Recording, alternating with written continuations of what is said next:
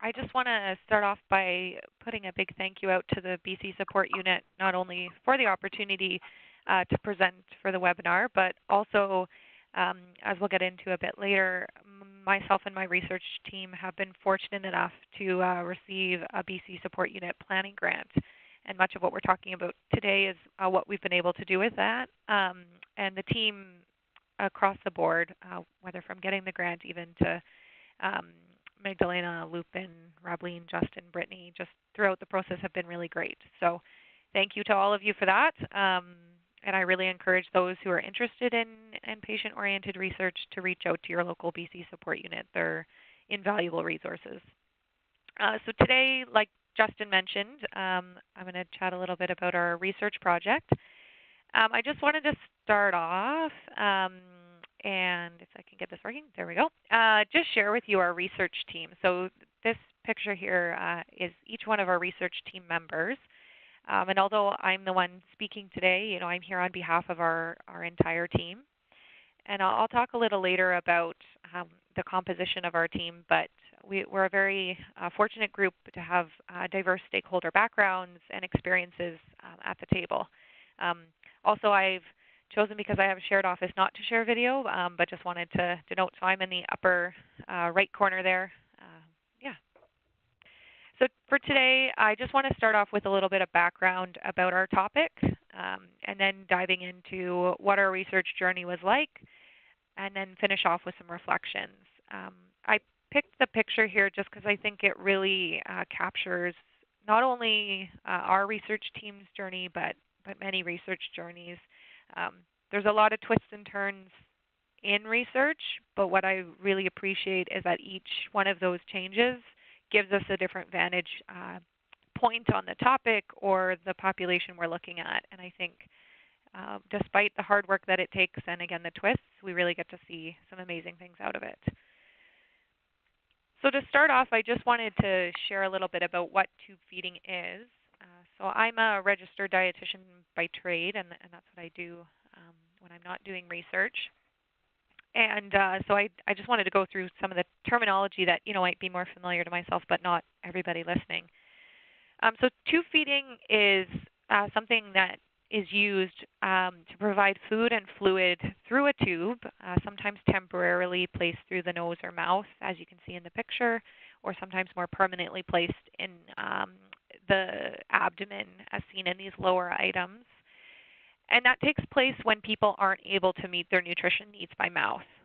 And so it's quite common in hospital settings for tube feeding, again, especially those temporary tubes to be used. But we're starting to see an increase in home use as well. And the reasons why this will take place are multifactorial. The purple words highlighted here just mention some of the key symptoms that cause the need for tube feeding when people can't meet their needs by mouth. So for example, swallowing difficulty, obstructions to the GI tract, whether in the esophagus or lower down, emptying issues, or even malnutrition. But these symptoms are caused by underlying medical conditions. So things such as head and neck cancer, that being the largest, it is generally the largest proportion of the home tube fed population, as well as stroke, and then other neuromuscular conditions such as MS, ALS, or in cases of the stomach emptying problem, advanced diabetes. So the population we're looking at is quite diverse, both in the things that cause them to need tube feeding, but also the medical conditions underlying them. So this is tube feeding as a whole, but really what home tube feeding looks like is that transition of the care for tube feeding from the hospital to the user or caregiver themselves.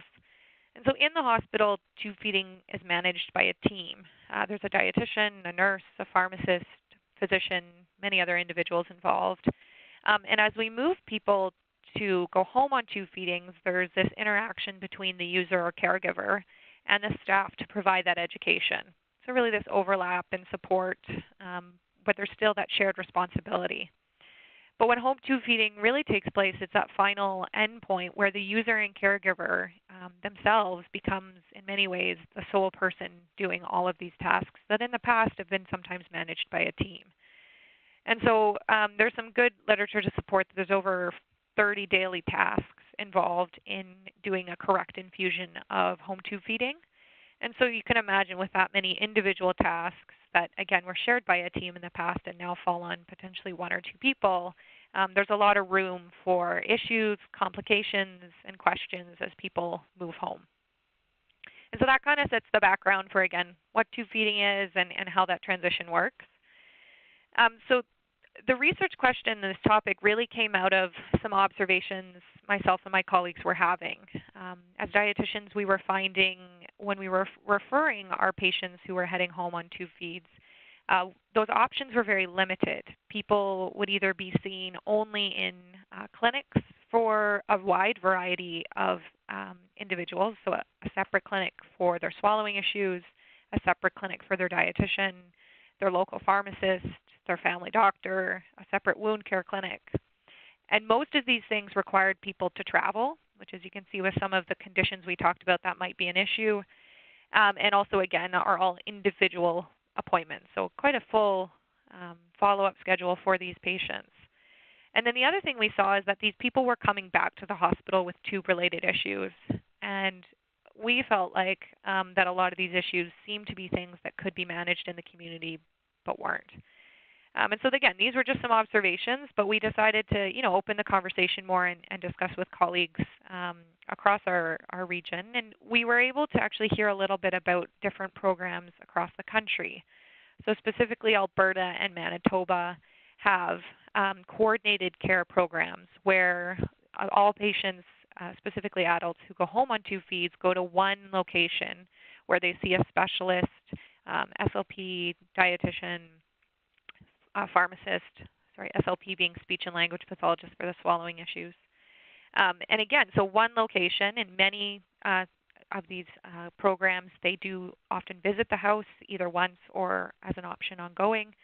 And the benefit being is that these clinics or these programs are dedicated to adult home tube feeding, whereas in Fraser Health, it's generalists that you're seeing. So people don't have as much of that specialized knowledge. And so that really led us to the question is there something in the literature to say this is the gold standard of care for this population, something we could roll out right here locally? And so we conducted a literature review, but we only found about 3 Canadian studies, and they were all descriptive on only of these two populations that already had existing programs, so Alberta and Manitoba and their characteristics. So it didn't really give us much insight into the impact of starting a program or what that looked like. So we broadened our literature search and were able to find the following review, which was published in 2013, that looked at describing all of the different interventions across the world that provided tube feeding care. And what they really found was that there wasn't high enough quality of evidence to suggest a specific intervention, but instead, it seemed to be that those interventions that were derived from local processes and environments tended to do the best, which I think resonates with healthcare decision makers and healthcare professionals on the fact that if we can meet the needs of our patient population, in theory, the impact should be better. And so for us, that really led to this overarching goal to improve the care provided to home tube feed users living within BC by meeting their express needs, so understanding what they really need.